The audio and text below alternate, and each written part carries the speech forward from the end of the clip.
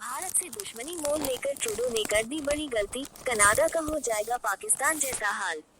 Justin Trudeau ने अपनी सरकार बचाने के लिए कनाडा को एक गंभीर संकट में धकेल दिया है। उन्होंने ठीक वैसा ही किया जैसा पाकिस्तान में हुआ करता है। कनाडा में पाकिस्तान के आतंकवादियों की तर्ज पर खालिस्तानियों को संरक्षण दिया जा रहा है। इसके गंभीर नतीजे हो सकते हैं।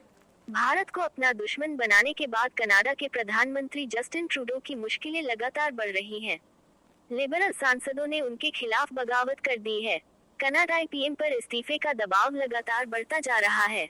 आंतरिक राजनीतिक कलह से उनके लिए इस्तीफा से कहीं अधिक गंभीर खतरे की स्थिति उत्पन्न होती जा रही है।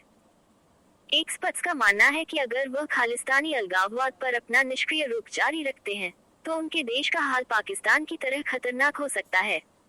दुनिया ने देखा है कि कैसे पाकिस्तान द्वारा आतंकवादी गुटों को बढ़ावा देने से उसका हाल फतेहाल हो गया।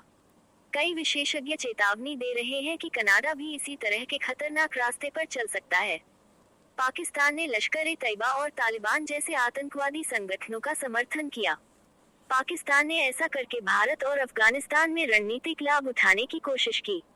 हालांकि समूह इतने शक्तिशाली हो गए कि उन्हें नियंत्रित करना मुश्किल हो गया। अब वे वहां की सरकार के विरुद्ध हो गए। टाइम्स ऑफ इंडिया की एक रिपोर्ट के मुताबिक हिलेरी क्लिंटन ने अमेरिकी विदेश मंत्री के रूप में अपने कार्यकाल के दौरान पाकिस्तान को चेतावनी देते हुए कहा था, आप अपने पिछवाड़े में सांप नहीं पाल सकते और उम्मीद नहीं कर सकते कि वे केवल आपके पड़ोसी को ही काटेंगे। आज के समय में यही चेतावनी कनाडा के लिए भी सच हो सकती है यदि वह खालिस्तानी आंदोलन की गतिविधियों पर आंखें मूंद लेता है। ट्रूडो का दृष्टिकोण राजनीतिक रूप से सुविधाजनक लग सकता है। जगमीत सिंह की न्यू डेमोक्रेटिक पार्टी के साथ उनकी पार्टी के गठबंधन ने उनकी अल्पमत सरकार को बचाए रखा है। उन्हें संसद में विश्वास मत हासिल करने में मदद मिली। सिख आबादी की संख्या भले ही कनाडा में कम है, लेकिन कुछ ही हिस्सों में होने के कारण उनका अपना एक राजनीतिक प्रभाव है। भारत ने बार बार चिंता जताई है कि कनाडा भारत के बाहर सिख उग्रवाद का केंद्र बन चुका है। ट्रूडो पर राजनीतिक लाभ के लिए भारत विरोधी अलगाववादी गतिविधियों को पनपने देने का आरोप लगाया है। इससे दोनों देशों के बीच तनावपूर्ण संबंध बन गए हैं। दोनों देशों के बीच राजनयिक संबंध ऐतिहासिक रूप से सबसे निचले स्तर पर पहुंच गए हैं। इसे और बदतर बनाने के लिए ट्रूडो ने अब एक सार्वजनिक जांच में स्वीकार किया है कि जब उन्होंने भारत के खिलाफ आरोप लगाए थे तो उनके पास कोई ठोस सबूत नहीं था। कनाडा में ड्रग तस्करी से लेकर मनी लॉन्ड्रिंग तक का एक मजबूत नेटवर्क फैल गया है। 1990 के दशक में कनाडाई अधिकारियों को इन गतिविधियों के बारे में तब पता चला जब खालिस्तानी संगठनों से जुड़े ड्रग डीलरों की हत्या कर दी गई।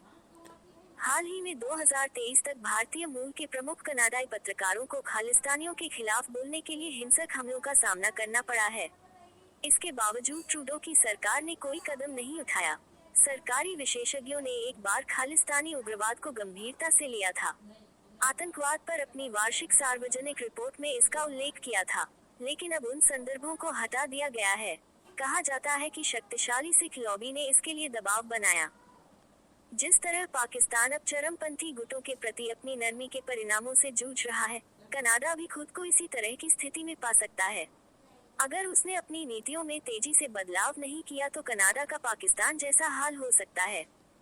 कनाडा में सरकार द्वारा मिल रहे संरक्षण से उत्साहित खालिस्तानी जल्द ही अपनी हिंसा का शिकार कनाडा को बना सकते हैं। वहां पहले से ही पत्रकारों और बिजनेसमैन सहित भारतीय कनाडाई नागरिकों को निशाना बनाया जा रहा है। उन्हें धमकी दी जा रही है।